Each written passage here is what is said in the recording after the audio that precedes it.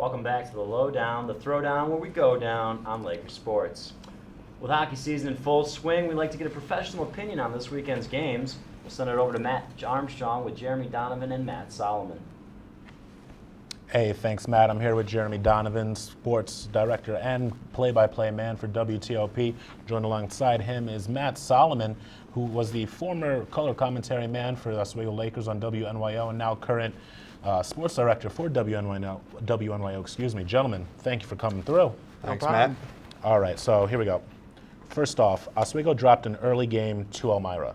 After seeing their play this weekend, does it matter? What do you make of the team so far? I mean, what you got for me, Jeremy?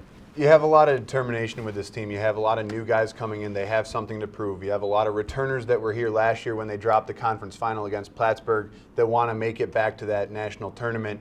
The only three remaining members of that team, of the national championship team, are now seniors. So nobody else knows what it's like to be at that level. They're trying to get there. You see a lot of the a lot of the freshmen coming in. They're the stars of this team. The returning players or the role players like they have been. You had a class last year, Brendan McLaughlin, Ryan Ellis, Peter Magana. They were the ones that were called to be the stars. With them not here, now you have to look for the younger guys to fill that role. And so far, the biggest surprise out of the younger guys that's come in has been Justin Fox. He's been centering the second line right now with Chris Lagunier and Eric Selleck. Fox has 13 points already. He's tied for the second leading scorer in the nation as of right now with Chris Lagunier. They only trail line mate Eric Selleck by 4 points. But the freshmen and the incoming have done a very nice job filling the void of all the guys who left. You've had John Whitelaw contributing offensively. He's got a couple of goals already. He had 2 against Potsdam Friday night. You had Kyle Gunn-Taylor, who had to step in on a supposed emergency basis last weekend. Nobody expected him to start. He played incredible. And last I looked, he was now, I believe, 6th overall in statistics as far as goaltending is concerned in all of D3 hockey.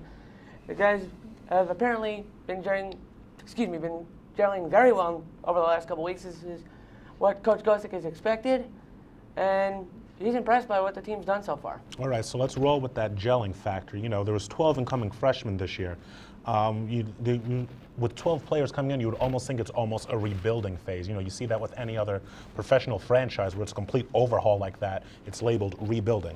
That doesn't seem to be the case this year. What's been making this go so well? Why are they meshing as well as they are? Well, Take this. yeah, go ahead.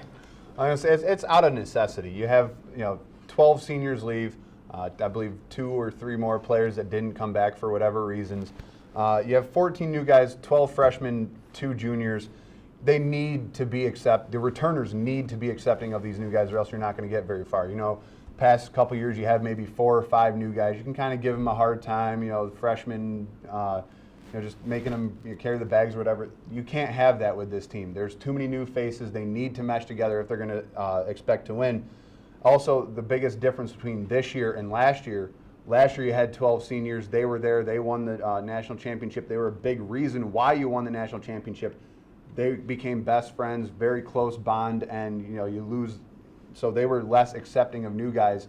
The 4 seniors this year know what it's like to be in that role, know what they have to do, and they're just much more accepting than they have been in the past. Matt? And now with the new guys that have come in, obviously everybody knows they bring in offensive punch.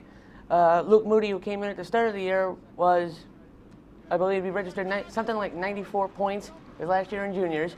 John Whitelaw coming in was the junior league's most valuable player. So automatically, the new guys coming in have the offensive talent to be able to fill in for the losses of the likes of Peter Magana, Ryan Ellis, and Brendan McLaughlin. Now the big question was, how well are the new guys going to be able to gel with each other? And not only with each other, but with everybody else who's back. Apparently, they've been able to do that. Neil Musselwhite and Hank Van Boxmeer have gone on record of saying that the new guys are starting to gel that way that they expected to and the way they wanted to. And apparently it's been clicking on the ice. The results are obvious. Absolutely, results are obvious. Fantastic weekend last weekend with coming away with 2 big wins up at Plattsburgh and Potsdam the night before. A lot of that also has to do with Kyle Gunn-Taylor. Getting the unexpected start with Paul Beckwith going down due to an illness. He comes in and plays two of the best games in recent memory in between the pipes. What does this mean in terms for starting goalie for Lakers? It's been an enigma before. You think it's almost even more of one right now. I mean, last year at the start of the year, you had Paul Beckwith, the untested freshman, and Chris Hike, the returner who, playing backup to Ryan Scott, didn't get much of a chance. Coach Gosick and his staff tried to split them the first semester. Hike didn't really pan out. Beckwith gets hurt. You bring in Tim Potter. Tim Potter leaves. Now, you have Kyle Gunn Taylor, who, as a Buff State goalie, played fairly well for a mediocre team. Came here, didn't get a shot because, last semester you had Potter in net. Now you got Paul Beckwith coming back. He's expected to be the number one with Gunner getting a couple of starts. Starts 2 really big games, wins them both. Paul Beckwith coming back from an illness. It's a toss-up right now. I'd say if Beckwith is healthy this weekend, you split him. But Beckwith on the road in Cortland and then start Gunner at home. The reason being, he's he knows that what he'll give you on the road, but there's no bigger venue and very few bigger venues in D3 hockey than what we have here on campus. You got to see how the untested goalie of Kyle Gunn Taylor can deal with the raucous campus center crowd. Yeah.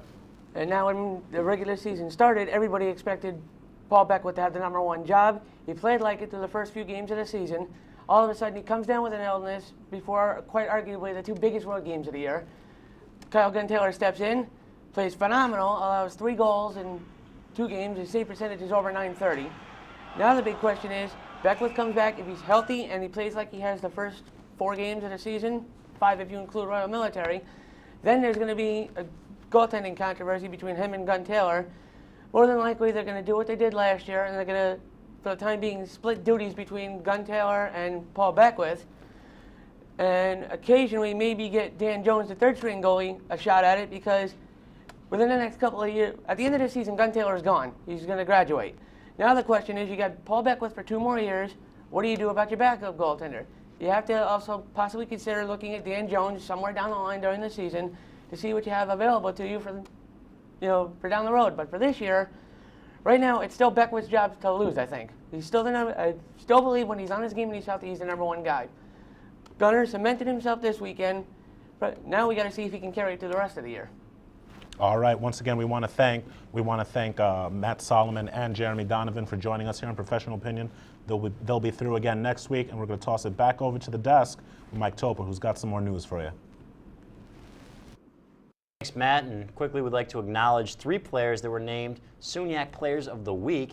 And we talked about hockey all weekend long. Sure enough, it's Eric Selleck, John Whitelaw, and Kyle Gunn Taylor who were named the SUNYAC Players of the Week, Rookie of the Week, and Goalie of the Week, respectively. So congratulations to those guys. Now it's time to take a look at what's going on this weekend in OSU sports. Friday, the men's hockey team travels south to take on Cortland at 7 p.m. They'll have a quick turnaround, though. Saturday night, the men host Utica here in the campus center. Puck drops at 7 p.m. for that game as well. Saturday, the wrestling team, they're going to have a dual meet up at RIT. Grappling will begin around 10. And finally, the women's hockey team will take to the roads this Saturday evening. The ladies will face Newman College at 7 p.m. And that'll do it for us here on Laker Lowdown. Don't forget you can check us out on Facebook or simply YouTube by typing in Laker Lowdown. Matt Armstrong, I'm Mike Toper. Be easy, Oswego. Good night.